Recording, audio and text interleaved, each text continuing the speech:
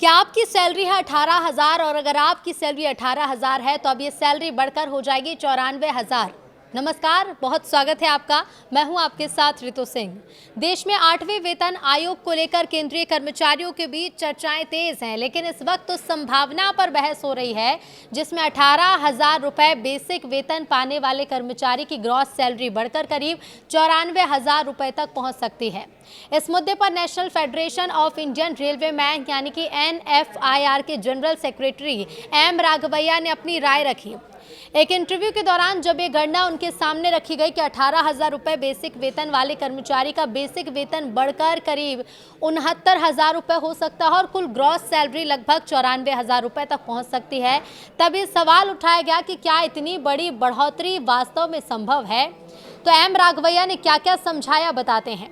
इस पर प्रतिक्रिया देते हुए M राघवैया ने कहा कि वेतन आयोग का मुख्य उद्देश्य केवल वेतन बढ़ाना नहीं बल्कि कर्मचारियों की सेवा की गुणवत्ता और उनके योगदान का सही आकलन करना है।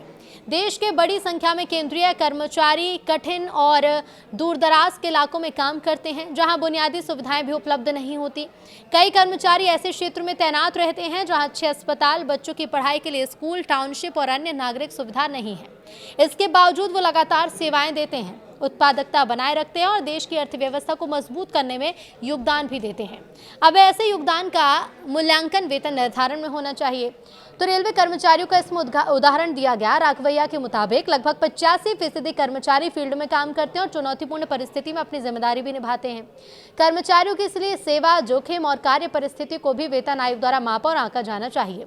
उन्होंने रेलवे कर्मचारियों का उदाहरण देते हुए कहा कि ट्रैक निरीक्षण करने वाले कर्मचारी कई किलोमीटर तक पैदल चलकर पटरियों की जांच करते हैं। वो भारी उपकरण लेकर चलते हैं, खामियों की पहचान करते हैं, उन्हें ठीक करते हैं।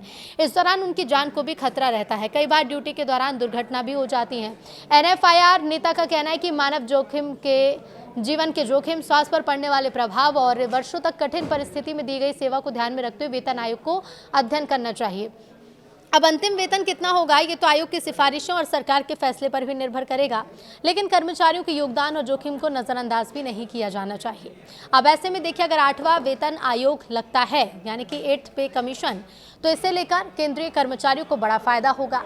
अब इसमें जो आयोग का गठन किया गया है या फिर आयोग जो प्रक्रिया को पूरी करेगा, आयोग किन किन चीज़ों का ध्यान रखता है, उसमें फिर कितनी बढ़ोतरी की जाती है और ऐसे में 8th पे कमीशन लगने के बाद आपकी सैलरी में कितनी बढ़ोतरी होगी, ये अब जल्द ही स्पष्ट होगा।